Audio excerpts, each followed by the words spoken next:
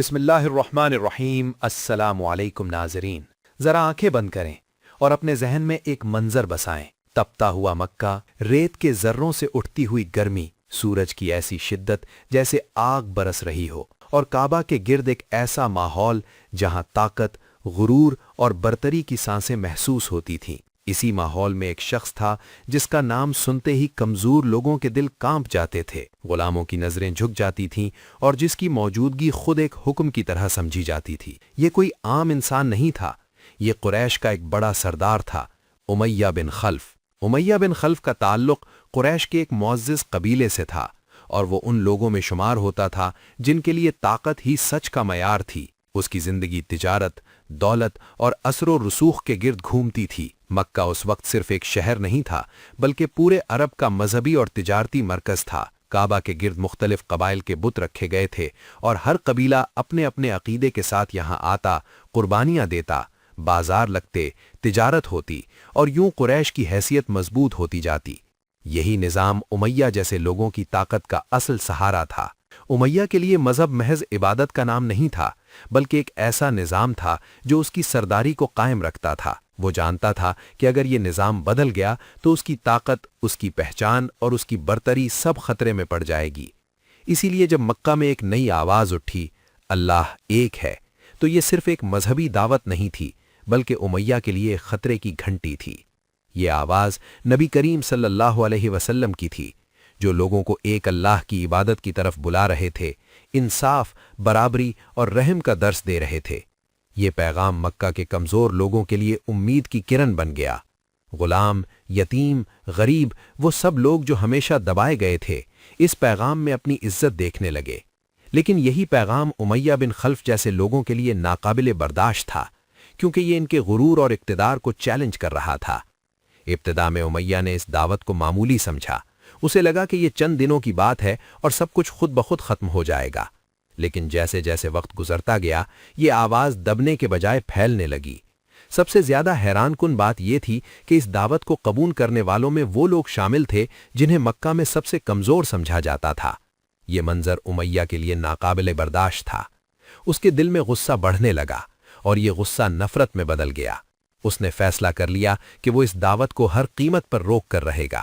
اس نے صرف مخالفت نہیں کی، بلکہ ظلم کو اپنا ہتھیار بنا لیا۔ اس کے نزدیک یہ ضروری تھا کہ لوگوں کو ڈرا کر، توڑ کر اور جھکا کر اس پیغام کو ختم کیا جائے۔ اسی ظلم کی داستان میں ایک نام ہمیشہ کے لیے تاریخ میں روشن ہو گیا، حضرت بلال حبشی رضی اللہ عنہ۔ حضرت بلال امیہ کے غلام تھے، ایک غلام جس کی کوئی حیثیت نہیں سمجھی جاتی تھی، جس کی زندگی اور موت کا فیصلہ اس کا مالک کرتا تھا۔ لیکن جب بلال کے دل میں ایمان کی روشنی داخل ہوئی تو وہ روحانی طور پر آزاد ہو گئے۔ انہوں نے اللہ کی وحدانیت کو قبول کر لیا، اور یہی فیصلہ ان کی زندگی کا سب سے بڑا امتحان بن گیا۔ جب امیہ کو معلوم ہوا کہ اس کا غلام اسلام قبول کر چکا ہے تو اس کا غرور بری طرح زخمی ہو گیا۔ وہ یہ برداشت نہیں کر سکتا تھا کہ ایک غلام اس کے حکم کے بغیر اپنا راستہ خود چن لے۔ اس نے فیصلہ کیا کہ بلال کو ایسا عذاب دیا جائے کہ وہ اپنا ایمان چھوڑنے پر مجبور ہو جائیں۔ مکہ کی تپتی ہوئی دوپہریں، جلتی ہوئی ریت اور اس پر لٹائے گئے حضرت بلال، ان کے سینے پر بھاری پتھر رکھ دیا جاتا تاکہ وہ ہل نہ سکیں۔ سورج کی تپش ان کے جسم کو جلاتی، ہونٹ سوکھ جاتے، سانس لینا مشکل ہو جاتا، لیکن ان کی زبان پر صرف ایک ہی لفظ ہوتا، احد، احد۔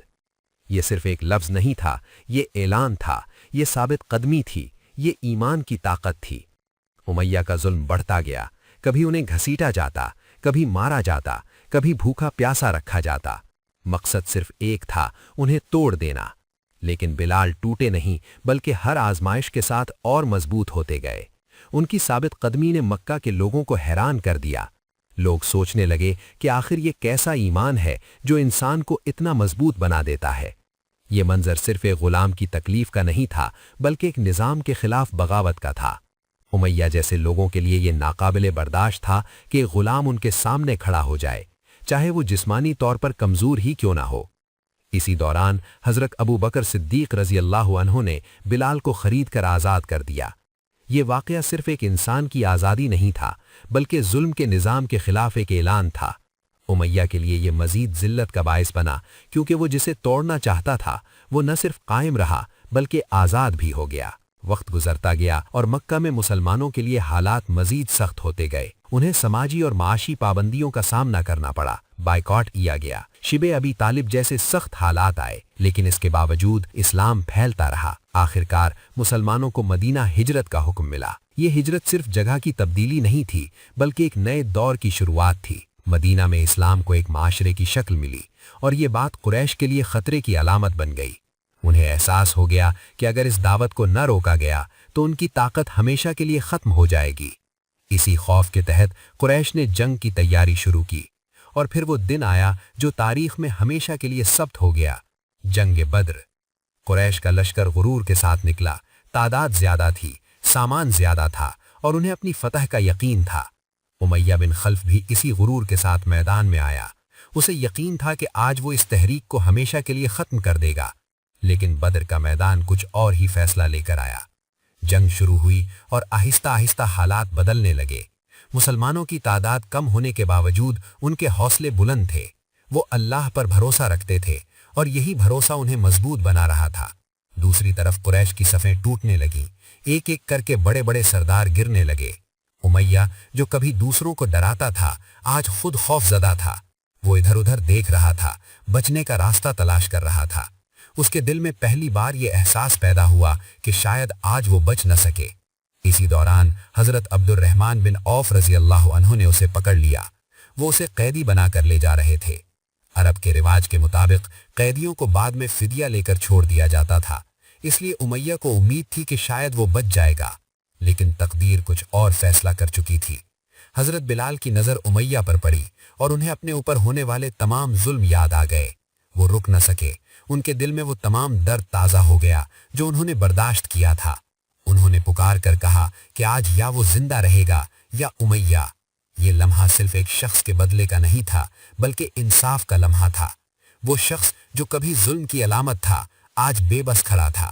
اور آخرکار بدر کے میدان میں امیہ بن خلف اپنے انجام کو پہنچا۔ یہ انجام صرف ایک انسان کا نہیں تھا، بلکہ ایک سوچ کا خاتمہ تھا۔ یہ اس غرور کا انجام تھا جو حق کے سامنے کھڑا ہو جائے۔ یہ اس ظلم کا نتیجہ تھا جو کمزوروں کو کچلنے کی کوشش کرے۔ حضرت بلال حبشی جو کبھی ریت پر لٹائے گئے تھے، بعد میں اسلام کے عظیم مؤذن بنے۔ ان کی آواز وہ بنی جو اللہ کی وحدانیت کا اعلان کرتی تھی۔ یہ تاریخ کا وہ لمحہ تھا جس نے ثابت کیا کہ اسلام انسان کو عزت دیتا ہے اور ظلم کرنے والوں کو رسوا کرتا ہے۔ امیہ بن خلف کا نام تاریخ میں باقی ہے، لیکن عزت کے ساتھ نہیں، بلکہ عبرت کے ساتھ۔ اس کی زندگی ہمیں یہ سکھاتی ہے کہ طاقت، دولت اور غرور ہمیشہ قائم نہیں رہتے۔ جو حق کے مقابل کھڑا ہوتا ہے وہ آخرکار گر جاتا ہے۔ یہ کہانی ہمیں یاد دلاتی ہے کہ سچائی کی راہ مشکل ضرور ہوتی ہے، لیکن انجام ہمیشہ حق کا ہی ہوتا ہے، اور یہی تاریخ کا وہ اصول ہے جو کبھی نہیں بدلتا۔ اگر آپ کو یہ واقعہ پسند آیا ہو تو ویڈیو کو لائک کریں، چینل کو سبسکرائب کریں، اور مزید ایسے سچے اور سبق آموز واقعات دیکھنے کے لیے ہمارے ساتھ جڑے رہیں۔ اللہ ہمیں حق کو سمجھنے اور اس پر قائم رہنے کی توفیق عطا فرمائے، آمین۔